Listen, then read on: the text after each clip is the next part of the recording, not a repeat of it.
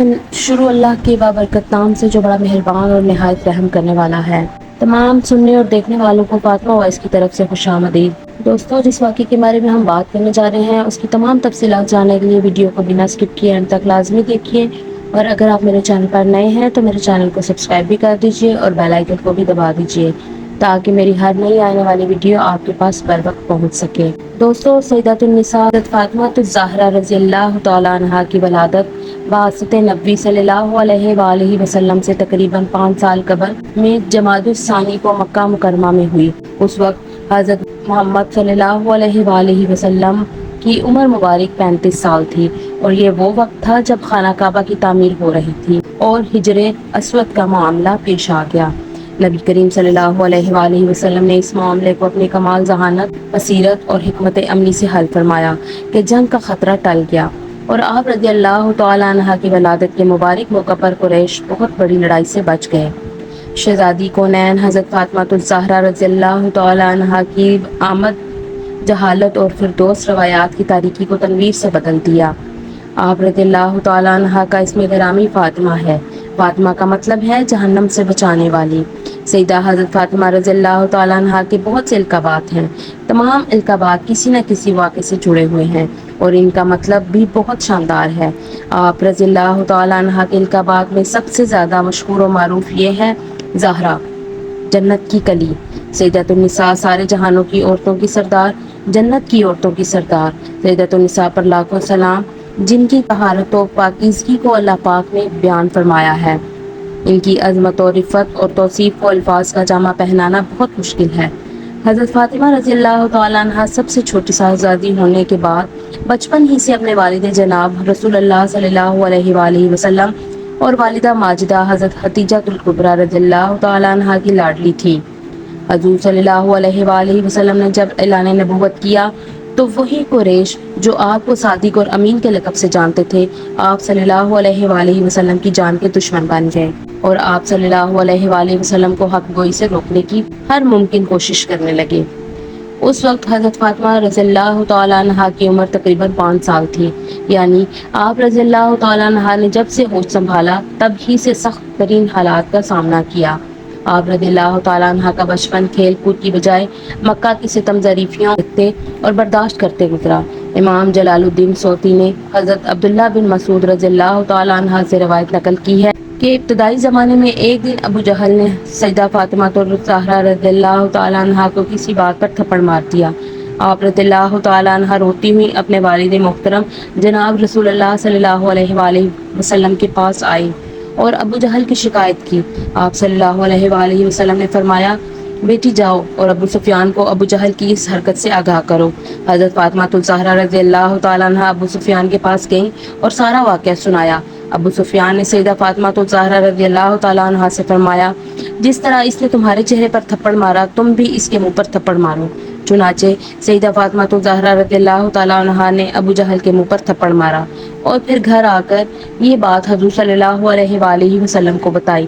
آپ صلی اللہ علیہ وآلہ وسلم نے دعا فرمائی، الہی ابو سفیان کی اس سلوک کو نہ بھولنا۔ اس دعا کا یہی نتیجہ تھا کہ ابو سفیان رضی اللہ تعالیٰ عنہ فتح مکہ کے موقع پر مشرف با اسلام ہوا۔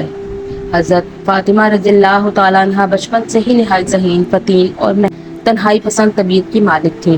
وقتاً فوقتاً نبی کریم صلی اللہ علیہ وآلہ وسلم اور حضرت خدیجہ الکبریٰ رضی اللہ تعالیٰ عنہ سے ایسے سوالات پوچھتی جن سے آپ رضی اللہ تعالیٰ عنہ کی ذہانت اور اللہ کی طرف رغبت کا اظہار ہوتا تھا۔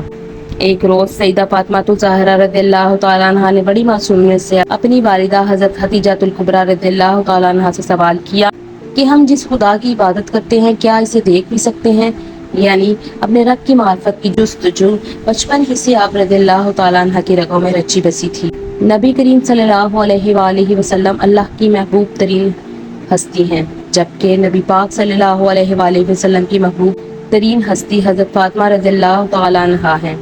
رسول اللہ صلی اللہ علیہ وآلہ وسلم نے خوشنودی، رضا اور ناراضگی کو اپنی پیاری بیٹی کی خوشنودی، رضا اور ناراضگی سے مشروط کر دیا اور فرمایا، فاطمہ رضی اللہ تعالیٰ عنہ میرا دل کا ٹکڑا ہے، جس نے اس کو غضبناک کیا اس نے مجھ کو غضبناک کیا۔ آپ رضی اللہ تعالیٰ عنہ چال ڈھال میں بالکل رسول اللہ صلی اللہ علیہ وآلہ وسلم کے مشابہ تھی۔ حضرت عائشہ صدیقہ رضی اللہ تعالیٰ عنہ روایت فرماتی ہیں، میں نے اٹھنے بیٹھنے میں حضرت فاطمہ رضی اللہ تعالیٰ عنہ سے زیادہ کسی اور کو رسول اللہ صلی اللہ علیہ وآلہ وسلم سے مشابہ نہیں دیکھا۔ نبی کریم صلی اللہ علیہ وآلہ وسلم نے جب مدینہ منورہ ہجرت فرمائی تو آپ صلی اللہ علیہ وآلہ وسلم کے ساتھ حضرت ابو بکر صدیق رضی اللہ تعالیٰ عنہ تھے۔ اہل خانہ میں سے کوئی نہیں گیا۔ پھر کچھ عرصے بعد اللہ کے حکم سے اہل خانہ کو بھی مدینہ منورہ بلا لیا گیا۔ 2 ہجری میں حضور صلی اللہ علیہ وآلہ وسلم نے اپنی پیاری اور لاڈلی صاحبزادی کا نکاح اللہ کے حکم سے حضرت علی رضی اللہ تعالیٰ عنہ سے فرمایا۔ حضرت عبداللہ بن مسعود رضی اللہ تعالیٰ عنہ روایت کرتے ہیں کہ حضور صلی اللہ علیہ وآلہ وسلم نے فرمایا، اللہ تعالیٰ نے مجھے حکم دیا ہے کہ میں فاطمہ کا نکاح حضرت علی رضی اللہ تعالیٰ عنہ سے کر دوں۔ سیدہ فاطمہ رضی اللہ تعالیٰ عنہ صبر و رضا کا پیکر تھی۔ حضرت علی رضی اللہ تعالیٰ عنہ مالی طور پر اتنے مالدار نہ تھے، مگر سرور کائنات کی لخت جگر سیدۃ النساء حضرت فاطمہ الزہرا رضی اللہ تعالیٰ عنہ نے کبھی شکوہ کا ایک حرف بھی اپنی زبان سے نہ نکالا۔ گھر کے تمام کام کاج اپنے آپ رضی اللہ تعالیٰ عنہ خود اپنے دستے مبارک سے سر انجام دیتی تھیں۔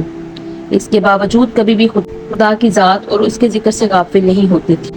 کام کاج کر کے آپ کے ہاتھوں میں چھالے پڑ جاتے، لیکن آپ رضی اللہ تعالیٰ عنہ اللہ کی رضا پر راضی رہتی تھی۔ حضرت علی کا بیان ہے، میں فاطمہ رضی اللہ تعالیٰ عنہ کو دیکھتا تھا کہ کھانا بھی پکا رہی ہیں اور خدا کا ذکر بھی ساتھ ساتھ کرتی جا رہی ہیں، چکی بھی پیس رہی ہیں اور لبوں پر آیات قرآنی کا ورد بھی جاری ہے۔ حضرت امام حسن رضی اللہ تعالیٰ عنہ سے روایت ہے، میں نے اپنی ماں کو شام سے صبح تک عبادت کرتے خدا کے حضور کریا ازاری کرتے دیکھا، لیکن انہوں نے اپنی دعاؤں میں اپنے لیے کبھی کوئی درخواست نہ کی۔ حضور صلی اللہ علیہ وآلہ وسلم کو حضرت فاطمہ رضی اللہ تعالیٰ عنہ سے اس قدر پیار اور محبت تھا کہ جب آپ صلی اللہ علیہ وآلہ وسلم سفر پر تشریف لے جاتے، سب سے آخر پر آپ سے ملاقات فرماتے، اور جب سفر سے واپس تشریف لاتے تو سب سے پہلے آپ رضی اللہ تعالیٰ عنہ سے ملاقات فرماتے۔ دوستوں، امید کرتی ہوں کہ آپ کو آج کی ویڈیو پسند آئی ہوگی۔ ویڈیو کے متعلق اپنی رائے کا اظہار کمنٹ باکس میں لازمی کیجیے گا۔ اللہ آپ کا حامی و ناصر ہو۔